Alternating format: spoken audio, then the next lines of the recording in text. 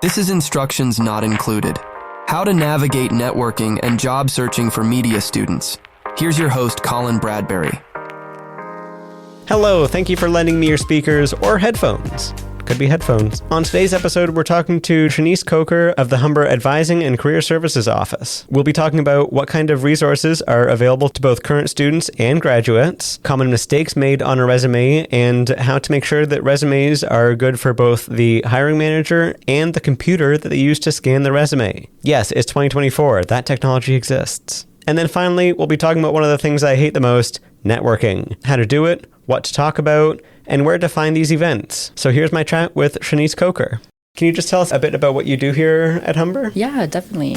So my role, I'm a career and student success advisor coordinator, and I work in our advising and career services. So we support students with academic and kind of career support. In my role, I meet with students one-on-one in group settings and work a lot with the faculty to kind of support students across all programs in Humber, but more specifically for me, I support Faculty of Global Arts and Sciences, and we have a team of advisors on our team that support every other faculty as well. So what specific services are available to students? Like what could they book an appointment to see you? Yeah, definitely. So for me, we can support students with, so there's obviously the academic side. So if you have questions about your program or progression throughout your classes, if you need any support, we help with that. But a large part of our job is also supporting the career side of things. So students have questions about what jobs can I have after my program's done? How do I start looking for jobs? What are some things that I can do now while I'm in school to really prepare myself? So they can book one-on-one appointments with us to kind of talk about their goals, kind of what they've done, and we can kind of point them in the right direction to help them get to their career kind of journey started. After graduation, are any of these services still available to students? Yeah, definitely. So we have our career advancement services. So they're kind of like an extension of advising in careers, and they do career coaching, resume review, interview prep, job search strategies, and can kind of help you as you start that career journey. Obviously, it's a bit stressful and overwhelming when you first graduate, so you do have those supports for recent graduates, so you're not completely alone once you leave Humber.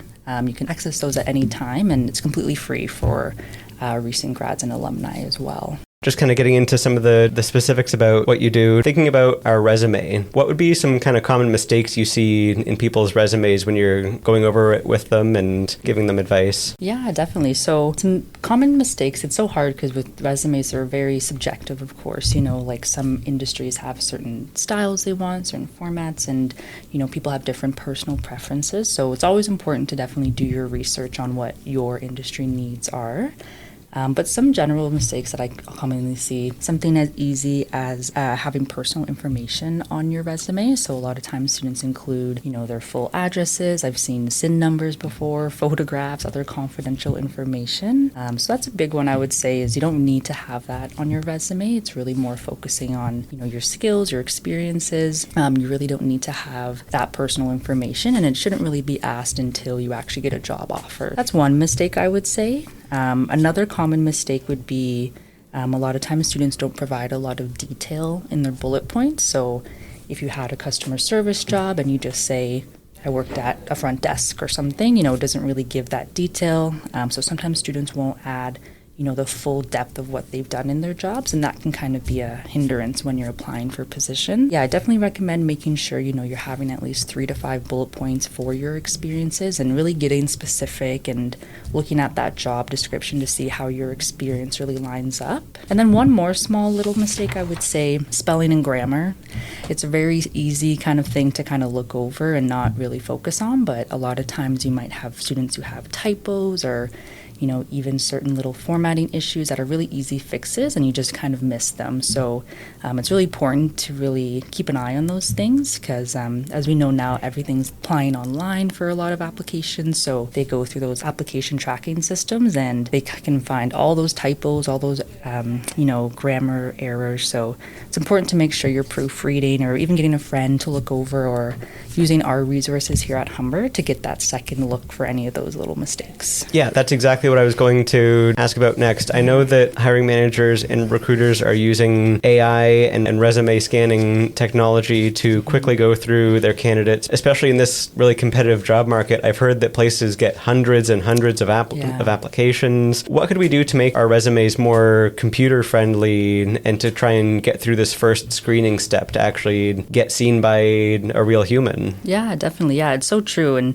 I think especially since COVID, a lot of employers have shifted to this online application process. You know, it streamlines so much of the work for the recruiters. So it's definitely going to become more of the standard, I think. But some of the things that you can easily do is definitely proofreading is really the first thing you want to do. Checking for anything as simple as a spelling mistake, formatting, grammar, those types of things.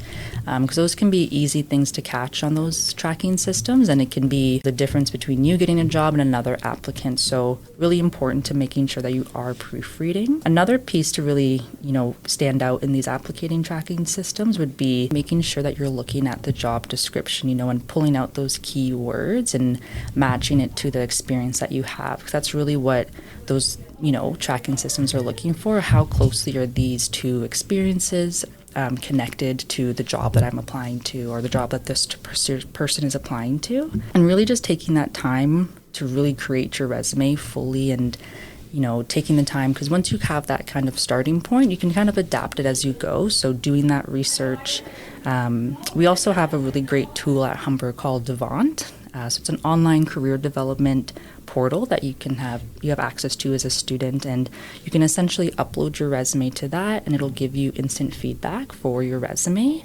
So it'll tell you if maybe you have too much white space on your resume, maybe you're not using as much keywords, maybe you have formatting issues. So that's a really great resource to use. And there's lots of those on the internet as well. But if you want that kind of quick access, you can use Devant through our Humber services. And it can really act as that second eye for any of those things that you miss. I would say those would be the greatest tips. And if anything, I would say the last final tip for that would be just making sure that you're honest on your resume. A lot of times, these applicating tracking systems, they're all, AI, and I know lots of folks are kind of, getting support from AI, but you want to make sure that you are being honest and truthful in your resume, because that can also, have impacts on how your content is taken if it's not true. If it's taken from somewhere else, those can be picked up on certain systems as well. So just making sure that you're being honest and taking the time to really make that first resume in depth and detailed and really specific to you. So I know that from my experience, there are lots of resume templates online, and for the media industry, it's really tempting to have a really good looking and colorful and something to try and stand out a resume like that. Is there anything that we should kind of keep in mind with file formats and text placement and layout to not get screened out? Yeah, definitely. And that's the thing too. Certain templates that you might find online are set up in a way where they might not even be tracked right through applicating tracking systems. So, something as simple as when you type out on a Word document versus using a text box, sometimes that can change depending on certain tracking systems. So I try to tell students to try to stay away from using only templates, because you don't know how those are designed and made up, and you can use the designs from them and kind of copy what they look like, but making sure that it is really formatted by you and that the content in there speaks to your skills, speak to the things that you're interested in. And it's great to kind of have that standout resume, but you also don't want to be too crazy with the resume and adding too much different text sizes or fonts or colors. You want to make sure, if you are going to take that extra step to add personal element or make it more eye-catching, making sure that it doesn't overwhelm the applicant or the employer as well. It's really kind of, I think, doing that research and seeing different samples of what you might find and kind of merging those together, asking other folks what they've used and really getting lots of opinions, because you don't want to use the first thing you find and find out that it's not the best match for your industry. It kind of all goes back to that research part too. Okay. And in addition to the resume and cover letter and applying, networking is something that I know that we have to do. I dread it. It makes me feel uncomfortable. I never know what to talk about and how to not sound fake. Yeah. Do you have any tips for that? Any kind of ways to make some meaningful connections with people? Yeah, totally. Yeah. Networking is definitely very daunting and very stressful. It's hard to kind of put yourself out there in a space where, you're looking for a job, you're looking for your next big thing. So I would say the first tip is to really take time to assess your skills and assess your experiences and what you have to offer. Because, the more you know about yourself and how you can confidently speak about yourself, the easier it's going to be able to talk to these employers and tell them, what you can do, what you can offer them. So, maybe that's a matter of looking at the courses that you've taken at, Humber and seeing, what skills I've learned from these courses, or maybe it's a placement that you had and it was really good experience. Okay, what did I learn here that I could apply to a job that I'm interested in? So, really taking that time to just understand yourself a bit more, because the more confident you are understanding who you are, the more confident you can explain that to other folks, And I'd also say it can be really helpful to create an elevator pitch. So it sounds kind of, again, daunting to create kind of a pitch to give to people, but it doesn't have to be anything super formal. It's not like your elevator pitch has to be recited word for word. It's really just to kind of give you something to fall back on. If you get to a job fair or if you're at a networking event and you feel that, I don't know what to say, I don't know how to start, having something to fall back on is going to give you that, okay, I have this, this cushion, I know what to say if it gets awkward.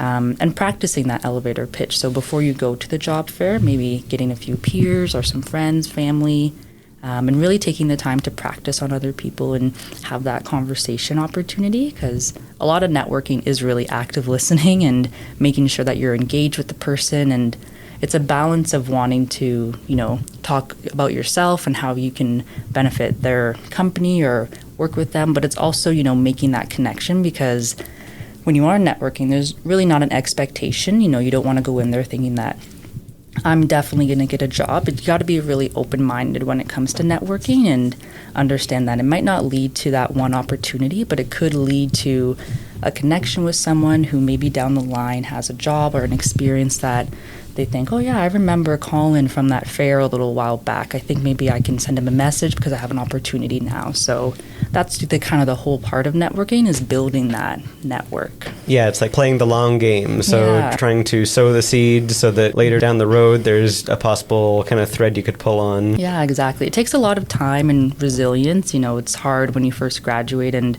you're so used to being in school, and now you're off in this world where you have to, be a professional, and, you really want to be taken seriously in your fields and find those great opportunities. But it does take time, and, it's really about checking in with yourself, making adjustments as you go with your job search, and just remembering, what you're doing this for, checking back on your goals and values, and just taking that time until, you get to that one great job or opportunity that will come. Are there any places to find these networking events that you might suggest?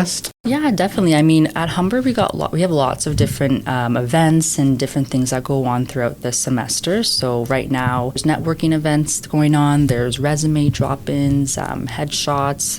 There's, I think we have speed networking opportunities. So even small events, like, you don't want to limit yourself to just going to events that are related to your program or related to your job, because you never know who's going to be at these other events that are a bit more general and, Humber-wide things.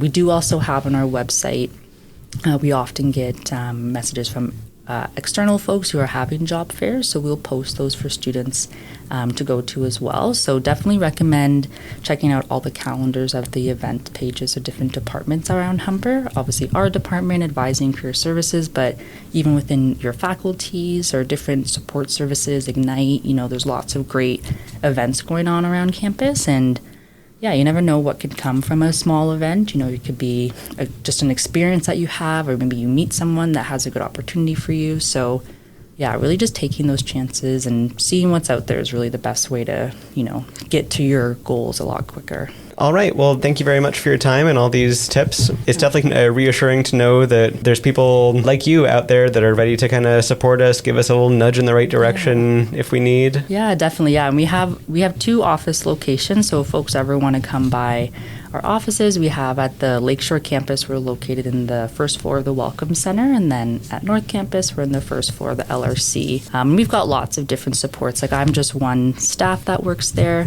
but we have student leaders who do lots of career support. We have workshops and other events and things that go on. So yeah, definitely come by if you ever need support. Yeah, we'd be happy to help any students that need that extra help. All right. Well, thank you for your time. Yeah, thank you so much for having me. And that was my chat with Shanice Coker of the Humber Advising and Career Services Office. So let's go over, what new instructions did we learn today? We learned that there are so many different services available to students both current and after graduation. So if you graduate, you're going at it, you're pounding the pavement, pounding the keyboard, putting out all these applications. If things aren't working, there's someone to talk to. We learned that there's certain information that you do not need to put on a resume. We don't need your address anymore. It's 2024. We'll just email you. And don't put your SIN number on the resume. Come on, people actually do that? Save that for when you actually get hired, which you will, because I believe in you. And then, while it may be tempting to use fancy, flashy, colorful templates, sometimes simpler is better. It's not only a human going over the resume, it's a computer scanning your resume to make sure that you have the correct experience and keywords that they're looking for. And if you have any doubts, there are tools online that you can put your own resume into that will mimic what the hiring manager is doing and see how you stack up. And finally, networking. I just got a shudder thinking about it. It's something that we all have to do to one degree or another. But if you prepare, it won't be as scary. Me, I'm always super planned out, prepared. Going anywhere, I've got at least 3 stories to pull on when someone asks, "Hey, how's your day? Hi, how are you?" It's usually the weather, something that I've been watching online, or some kind of current events with the current location we're in. I plan all this stuff out. I'm rehearsing those conversations in my head. I want to be prepared. And you can do the same thing while networking, having your elevator pitch ready so that when someone asks, "So what are you here for?" Or "So what are you trying to get out of this?" I've got it perfected because so many people don't know what my digital communications degree is about because it is relatively new. I have my 30-second explanation ready to go. And if you need help, there's people out there to help you. On our next episode, I'm talking to Xana Mills. She is a recent graduate from my digital communications program, and I'm talking to her about her current experiences with the job market and the industry. What's the job market looking like? Any kind of tips? Thank you so much for joining me. If you like this episode, follow, subscribe, give me 5 stars. It really does help. And I'll see you on the next episode.